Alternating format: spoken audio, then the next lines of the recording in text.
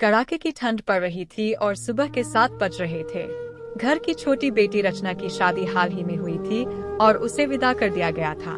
शादी की थकान से सारे रिश्तेदार जहाँ जहाँ जगह मिली वहीं सोए पड़े थे। कुछ लोग जोर जोर से खर्राटे भर रहे थे, जिससे ऐसा लग रहा था कि खर्राटों का एक कंपटीशन चल रहा हो।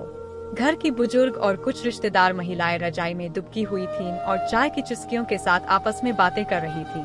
जो लड़कियां रात को बंठन कर इधर उधर घूम रही थीं, वे अब रजाई में घुसी हुई थीं और कोई भी उन्हें पहचान नहीं सकता था कि वे वही लोग हैं। दूसरी तरफ घर की दोनों बहुएं, करुणा और सावित्री, सभी की फरमाइशें पूरी कर रही थीं।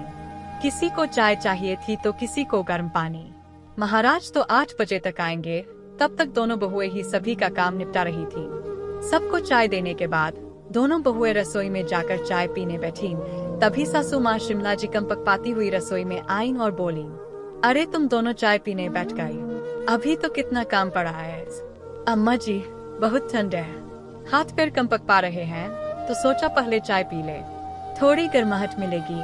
करुणा ने जवाब दिया, अरे तुम दोनों गर्माहट के चक्कर में बैठी हो, कुछ रिश्तेदार जाने की तैयारी कर रहे होंगे, उनसे पहले शगुन के लिफाफे और मिठाई के डिब्बे तैयार कर लो। और हाँ, याद रखना कोई कमी न रहे, पिछली बार की तरह गलती मत करना।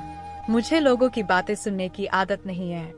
3 तरह के डिब्बों की बात सुनकर छोटी बहू सावित्री ने हैरान होकर पूछा, 3 तरह के डिब्बे मतलब?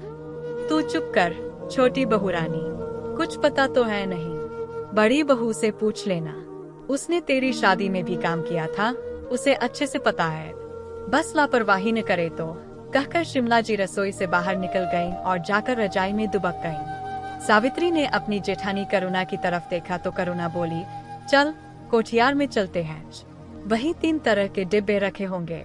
कोठियार में पहुंचकर ताला खोलकर दोनों ने अंदर का दरवाजा बंद कर लिया।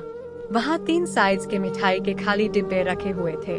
करुणा ने सावित्री से कहा, दरी बिछा दे, मैं लड्डू और मठरी लेकर आती हूँ। जब तक सावित्री ने दरी बिछाई, तब तक करुणा लड्डू और मठरी लेकर आ गई। सावित्री उत्साहित होकर करुणा के पास आकर बैठ गई और बोली, जी मुझे भी बताओ कैसे करना है। करुणा ने तीनों साइज के एक एक डिब्बे उठाए। सबसे बड़े डिब्बे में 10 लड्डू और 10 मठरी रखी।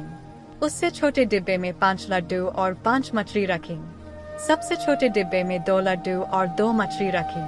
तीनों डिब्बे तैयार करने के बाद करुणा ने पूछा, समझ में आया क्या करना है? हाँ, ये तो समझ में आया कि क्या करना है, लेकिन ऐसा क्यों करना है? सावित्री ने पूछा।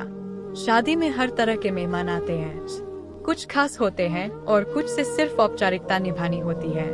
उसी हिसाब से ये 3 डिब्बे तैयार किए हैं। जैसे घर के खास रिश्तेदारों को बड़ा डिब्बा, दोस्तों को दूसरा डिब्बा और बाकी लोगों को छोटा डिब्बा दिया जाएगा। ओह, और हमारे मायके वालों को?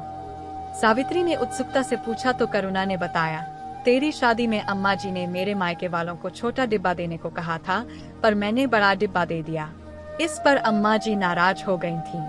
3-4 दिन मुझसे बात नहीं की और मेरे मायके वालों को लेकर ताने मारती रही। इस बार अम्मा जी खुद सारा ध्यान रख रही है।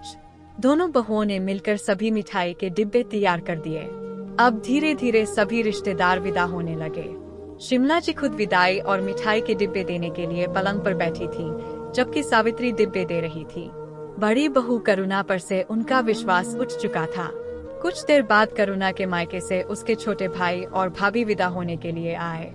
शिमला जी ने सावित्री को छोटा डिब्बा देने का इशारा किया, लेकिन सावित्री बड़ा सा थैला उठाकर ले आई जिसमें 4 बड़े मिठाई के डिब्बे और विदाई के कपड़े थे। इससे पहले कि शिमला जी कुछ कहती, सावित्री ने नारियल और 51 रुपए निकाले और करुणा को पकड़ाते हुए बोली, लो जीजी, अपने भाइयों को तिलक करके विदा करो। हमें ससुराल के रीति रिवाज अच्छे से निभाने चाहिए। ससुराल की इज्जत का हवाला देकर सावित्री ने अपनी बात को मजबूत किया। ससुर जी भी सावित्री की समझदारी से खुश थे। शिमला जी कुछ कह नहीं पाईं और उन्हें खुद पर काबू रखना पड़ा। करुणा ने तिलक कर अपने भाइयों और भाभी को विदा किया।